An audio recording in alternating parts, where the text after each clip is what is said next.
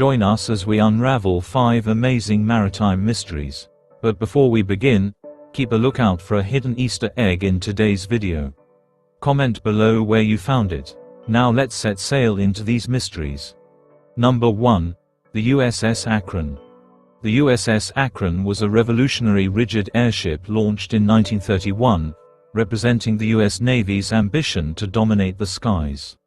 At an astounding length of 785 feet and a diameter of 132 feet, it was one of the largest airships ever constructed. Unlike its German counterparts that used flammable hydrogen, the Akron relied on helium, a non-flammable but less buoyant gas, which reduced operational risks but added significant weight. The ship's design was groundbreaking. Equipped with an internal hangar, it could carry and launch up to 5 Curtiss F-9C Sparrowhawk biplanes using a trapeze mechanism. This feature effectively transformed the Akron into a mobile airborne aircraft carrier, a concept unheard of at the time. Its construction employed advanced duralumin, an aluminum alloy that provided strength without excessive weight. Obscure yet significant details include the ship's role in naval experiments, such as testing long-range scouting capabilities and supporting fleet operations.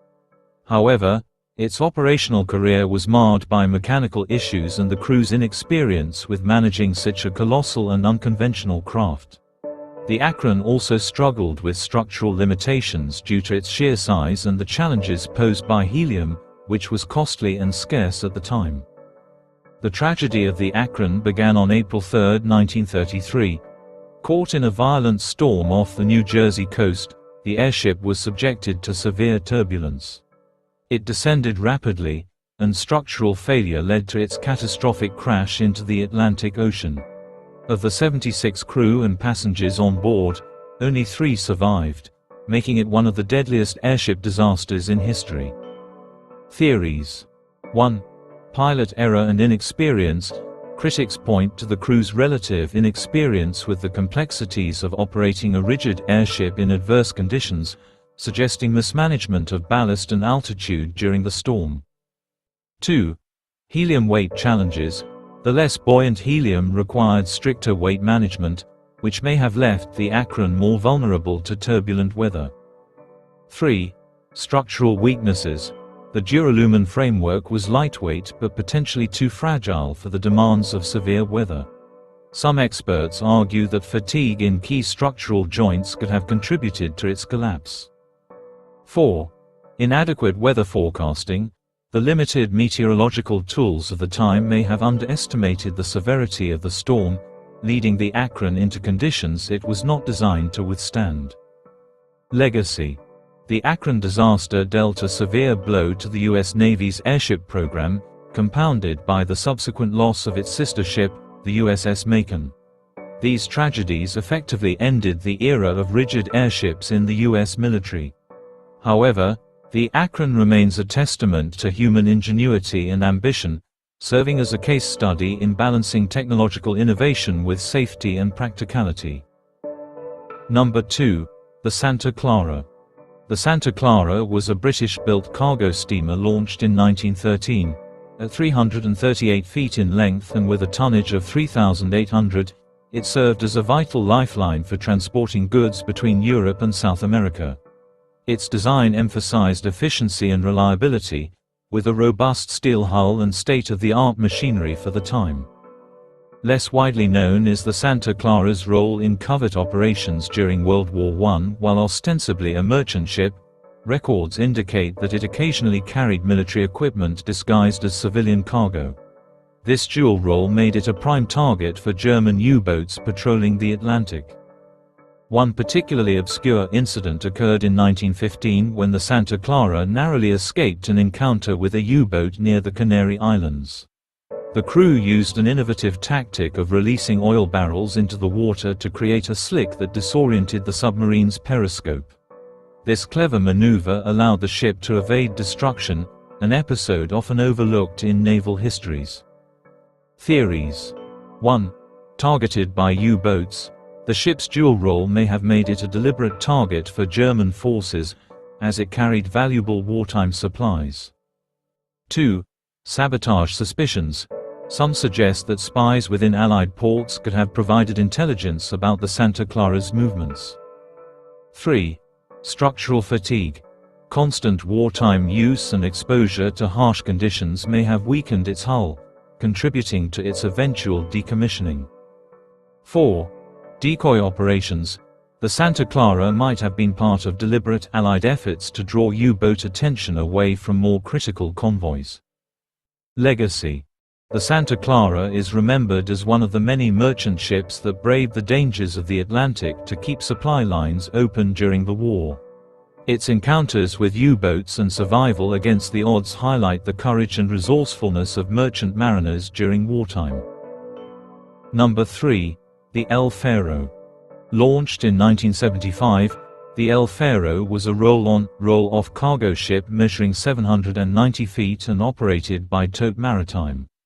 Its primary route involved transporting goods between Florida and Puerto Rico, a service it performed reliably for decades. Known for its large carrying capacity, the ship frequently transported cars, consumer goods, and industrial equipment. A lesser-known aspect of the El Faro's history is its extensive retrofitting in the late 1990s, which extended its operational life but left certain structural vulnerabilities unaddressed. While the modifications improved fuel efficiency and cargo capacity, they also made the ship less stable under heavy loads. The ship met its tragic fate on October 1, 2015, while en route to Puerto Rico. Captain Michael Davidson decided to continue the voyage despite warnings about Hurricane Joaquin, a Category 4 storm. When the El Faro's engine failed in the storm's high winds and towering waves, it left the vessel adrift. With no propulsion, the ship sank, claiming all 33 lives on board. Theories. 1. Captain's decision.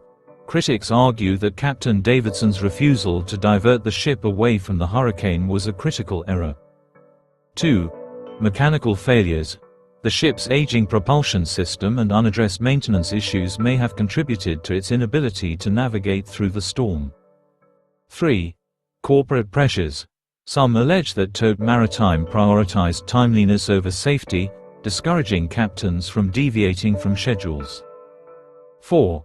Insufficient weather data. The rapid intensification of Hurricane Joaquin may have caught the crew off guard, leaving them unprepared for such severe conditions. Legacy. The El Faro tragedy sparked significant changes in maritime safety regulations, including stricter requirements for weather monitoring and ship maintenance. The incident also led to the recovery of the ship's voyage data recorder, which provided invaluable insights into the final moments of the crew and the ship. Number 4. The SS Robert E. Lee. The SS Robert E. Lee was a passenger steamship built in 1924, measuring 310 feet in length and serving primarily as a coastal liner. Its early years were marked by luxurious voyages along the eastern United States coastline and into the Caribbean, where it catered to wealthy travelers. Known for its elegant design, the ship featured first-class accommodations that rivaled those of the great ocean liners, albeit on a smaller scale. Less publicized is the ship's wartime role. By the time World War II erupted, the Robert E. Lee had been requisitioned by the U.S. government and converted into a troop and supply transport. Its adaptability made it an asset in convoy operations, ferrying essential goods and personnel between Allied ports. The ship's fate was sealed on July 30, 1942, when it was torpedoed by German U-boat U-166 near the Gulf of Mexico while en route to New Orleans. Despite being escorted by the U.S. Navy patrol craft PC-566, the ship was unable to evade the attack. Of the 407 passengers and crew on board, 25 perished in the sinking. One lesser-known fact about the Robert E. Lee is its link to the discovery of U-166. Decades later, underwater exploration revealed the U-boat's wreckage just miles from the ship, suggesting a fierce engagement between PC-566 and U-166 that had long been misinterpreted. Theories. 1. Escorts outmaneuvered. Some historians argue that the patrol craft's inexperience contributed to its failure to protect the Robert E. Lee. 2. Strategic targeting. As a government-requisitioned vessel, the ship's high-value cargo and personnel made it an intentional target for German forces. 3. Navigation errors. The ship may have strayed too close to a known U-boat hunting zone due to outdated or inaccurate navigational charts. 4. Sabotage.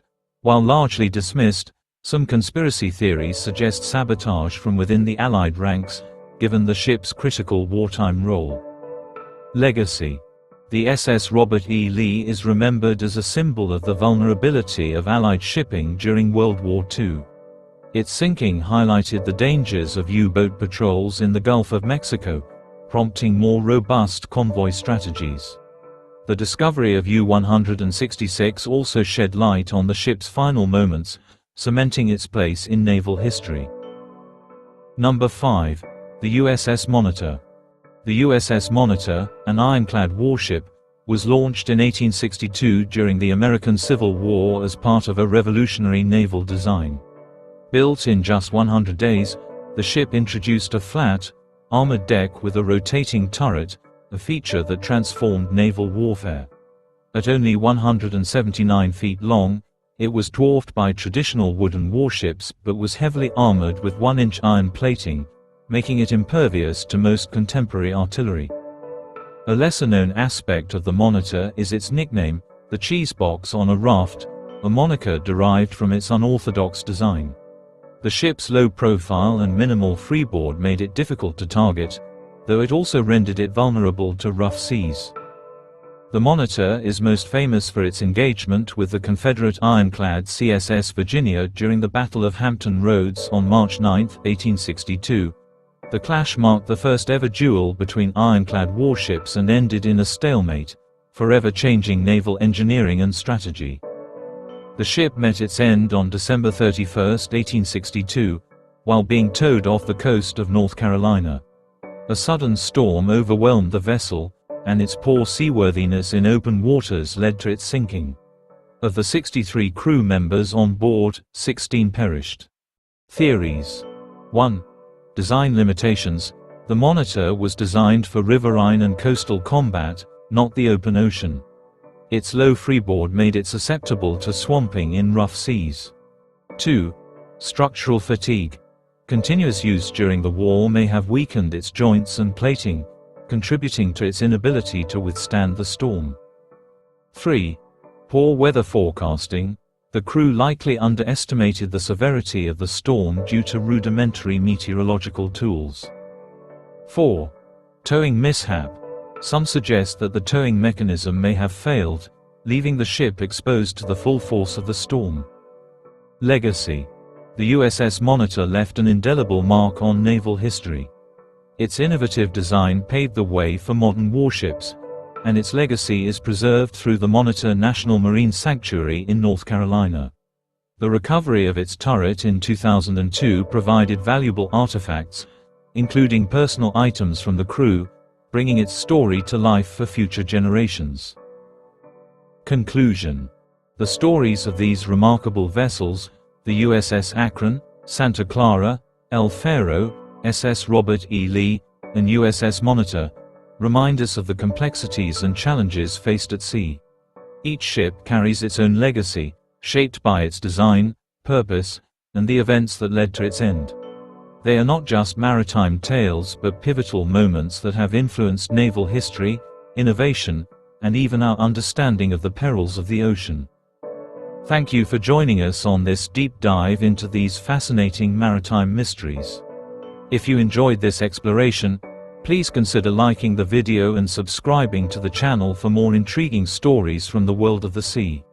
Your support helps us continue to uncover and share these incredible narratives. Thank you.